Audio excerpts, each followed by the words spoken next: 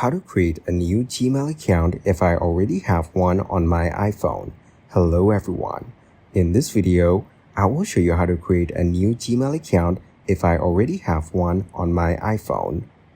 First, open the Gmail app on your iPhone. Now click on the profile icon in the top right corner of the screen. Then click on Add Account. Next, select Google from the list of options. A message will pop up. Tap on Continue to move forward. Now tap on Create Account and choose For Myself. Enter your first and last name, then tap Next. Now select your date of birth and choose your gender. Tap Next again. You will now see some Gmail address suggestions. Pick one or tap to create your own. After that, tap Next. Now create a password for your new account and then tap Next. Next, select your country code and enter your phone number.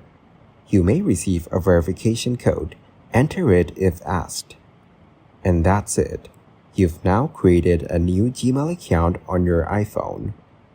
Thank you guys for watching this video. Hope you got some value. Make sure to like the video and subscribe to the channel to get notified of new videos. See you in the next one.